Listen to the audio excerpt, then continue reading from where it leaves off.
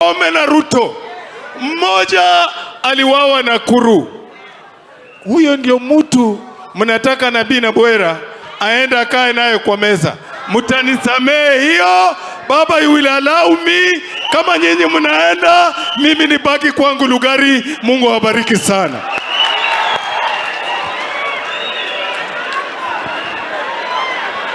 Haya, huyo na Mheshimiwa Nabii Nabwera kutoka Lugari.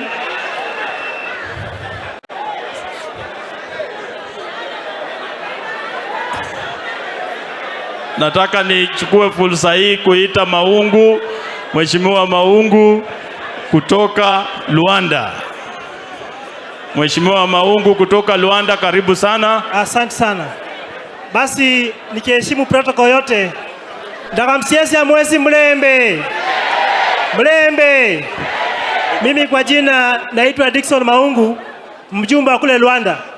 Kule nyumbani naitwa Pawaso. Kazi yangu ni kukata, sio? Leo hapa yetu ni machache sana. Kwanza kabisa ni kupeana rambirambi zetu kwa niaba ya Luanda na Vihiga County kwa jumla, japo seneta wangu yuko hapa. Wajua kule Vihiga hakuna mbunge yako nyumbani, manake wote walipiga yes, wamejificha Nairobi. Mimi peke yangu tu ndio niko nyumbani kwa sababu nilisema la, sio?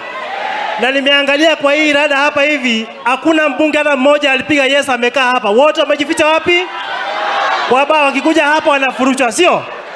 Pili, asubuhi ya leo nilipokuwa nikikuja pande hii, nimeongea na jenziwa kwangu kuuliza, nasikia kuna dialogue mnasema vipi? Yetu ni kwamba mimi naitwa Pawaso. Kazi ya Pawaso nafanya namna gani? Kufanya nini? Ujumbe wetu ni kwamba Mheshimiwa Ruto lazima ashuke chini, sio? Hakuna kuongea na huyu jamaa manake haaminiki. Huyu ni mtu ambaye atatenga pia hiyo maongeo, sio? So we don't believe him and we don't trust him. And therefore my people in Luanda are saying that we cannot have anything to do with Ruto because ni kama mtu wako na leprosy. Mtu akiwa na leprosy unamsongea kweli? Unamsongea kweli? Tunasema Ruto tawe, sio? Ruto tawe!